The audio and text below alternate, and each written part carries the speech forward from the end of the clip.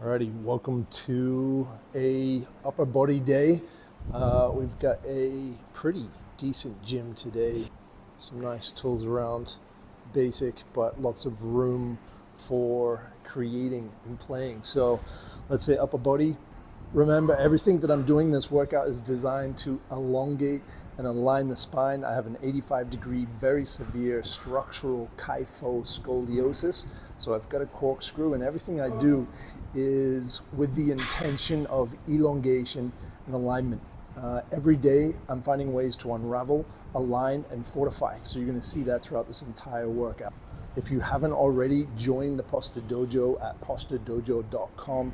You've got the HeightMaxxing protocol there. It's a protocol designed to get you standing your tallest and most confident self. Get in there, it's free, open it up, unlock it. The best way to start is listening to your body. What does your body need? Where's the tension? For me, I immediately sense some tension in my jaw. So I started kind of digging my fingers under my jawline there, pursing my lips towards the ceiling, arching left and right. It's called rainbow kisses. This is good for kind of opening up that region. The fascia from there to the chest is amazing to get opened up. When we're holding a lot of tension in our upper body, it gets stored here. So get in there, dig it out. Again, just checking in, feeling in. Where's that tightness? Dropping in on a forward bend and doing a figure 8 with my fingers here, finding the flow, becoming aware of any resistance here and just loosening up the body, connecting with the body. My warm-ups look pretty different each time. I'm really looking for weaknesses, imbalances, any tightness. Weakness, imbalances, and tightnesses are really what I want to be aiming for when I'm in the gym. This is called Totally Twisted. It's a fascial maneuver from Human Garage. Great for wringing out the entire myofascial chain, putting the right foot over the left, right arm under the left, the head to the right, and then putting a bend in the hips. Could sit there a bit longer, but really I'm just getting warmed up, checking in, feeling pretty good. This is the hip hinge with the posture pyramid activated. More info in posturedojo.com, but here I'm activating the glutes, bracing the lower abs, and I'm extending through the mid-thoracic, okay? Glutes are working and tucking down, lower abs braced, and then that mid-upper thoracic is like someone's putting an ice cube down the back of my shirt. I'm mixing it up here. Don't think that you have to kind of just do these poses, explore within these poses. These myofascial bands that we have from our toes to our tongue to our fingertips, they're all being affected when we move like this. When we bend, we're elongating those bands. So here I'm kind of exploring each leg, what's going on. Again, looking for any weakness or tightness. Getting into a front plank here, down on the elbows and the knees, lifting up one knee at a time to really kind of check in on each side here. I'm exploring, I'm elongating, again using that posture pyramid, bringing the pelvis down with the glutes and the lower abs, as well as extending through the middle upper back here, and exploring, playing around. Child's pose is a great resetting position. Whenever you're doing some maneuvers, you want to kind of get back into alignment. Child's pose, rest, recover, align. Standard side plank. This is one of those daily poses that I recommend. This position targets a bit more of the lumbar curve. So you want to be training 75% of any of your convex side of the lumbar curve downwards. What this is doing is forcing the entire chain to be coordinating, firing together. And if there's any kind of weaknesses in the core, this is really forcing it to get to work, to get activated. Grabbed a stool for the flying side plank. This moves the center of gravity higher up into the thoracic. So for the flying side plank, you want to be training 75% of the time with the convex side of any thoracic curve on the downward side of this pose. Check these poses in the mirror. If it's exaggerating the curve. It's not a good idea. If you can see that your curve is diminished while you're in this pose, that's a good sign. Training both sides here and just going until fatigue on each side. Here I'm practicing some compression in the core with a resistance band. I'm also working towards a handstand, so that compression through the chain here on the front and the back is important. And this little resistance band move is a good one. I'm feeling some alignment there, getting those wriggles into a line. So here I've moved on to what I do instead of a bench press. With my particular curves, it's not a good idea for my shoulders to be kind of generating a lot of force as I'm doing a flat bench press.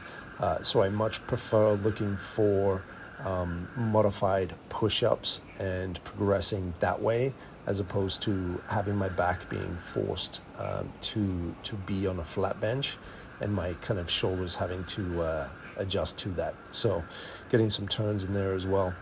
So I'm moving on to a contralateral step push. This is inspired from the functional patterns movements. You'll see here that the idea is to generate force through your spiral myofascial chains. So there's a lot going on here, so I'm going to play this one a few times here. You'll see that my upper torso, my upper body is actually rotating towards the right, my lower body towards the left, and then as I step forward, as I generate that force from that foot up through the hip, up into the body, into the arm, I'm actually then switching and transferring the weight to the other foot. This is really important. When we walk, we transfer weight like this, and this step push is one of the most basic functional patterns that they teach, but I've found to be extremely beneficial. It's about feeling the weight in different parts of your feet as well as generating that torque. Go as slow as you need to here. This is generating profound change in the body here. Sometimes I'll do this very slow. Sometimes I'll kind of push through it like a superhero punch. But just get that feeling, get that familiarity, get that smoothness, get that buttery smoothness. Now I'm gonna do a bit of core as well as the jaw and neck, using a fresh gym towel here and a kettlebell. I'm really able to train the jaw, which I've been talking about quite a bit as a great way. Its connection to the pelvis. It's one of the strongest force generating functions we have in the body. The jaw strength is incredible what we have, but we don't practice it often. The way we grin or smile or not when we're doing exercises really can affect our myofascial chain. So here I'm playing around, I'm exploring, I'm seeing kind of what happens when I move through different weights, and I was getting some good decompression there through my spine. Here I'm setting up for some hanging knee raises. I like this for some core work, being able to put those psoas muscles, the hip flexors to work, as well as just kind of get in some hang time as well. And with the extra jaw strength exercise right here, this was a bit of a fun one to do. I can definitely feel a lot of good things happening during this movement. This is the ZinFit gym in Bali. Very recommended. I liked it. I'm going to go back. I'm just getting a little protein shake break here. Now we're moving on to some more push exercises as well with a plate here. I've been enjoying using a Swiss ball. This is way better than the flat bench because my body and my spine and my curve is able to have freedom of movement. When you're on a flat bench, it's quite restricted. So this allowed me to really mix it up.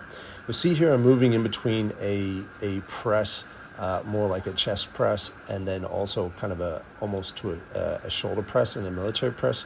On this one, I just felt like for going as many repetitions as I can. I don't know if I did a 50, 100. I don't know how many I did. I just went until failure. This was kind of one of those movements just to really shock the system and work on that stamina and endurance in this position. I think it was Tate who said, do a few hundred of these shoulder presses and you'll be ready for life. I noticed the grip on these plates was pretty wide, and so I did some grip practice as well as kind of work into the horse stance here. Following my energy, you know, if I'm feeling like going for it, I'm going for it. Finishing up here with some tricep extensions on the pulley, as well as kind of being aware of how my hip hinging, as well as kind of the bending in my knees is affecting my fascia. So here's where I noticed that my little finger and the second finger were a bit weaker on my grip. And so I paid more attention to that. I focused and built tension in that as I was kind of changing the angle of my hand. And I was getting profound alignment. I felt a alignment happening pretty deep in my hip. So don't underestimate how things are connected and how the position of your body and your knees and your toes and your tongue and your face and your head and everything is connected. And so here I'm just kind of working with what's happening. I'm not rushing through it. I'm listening. I'm identifying what's going on, and I'm giving the time that my body needs to kind of find that click of alignment. Yes, it looks a little weird, but hey, this is what I'm doing. I give you permission to be weird by being weird myself, because our wellness is our number one priority.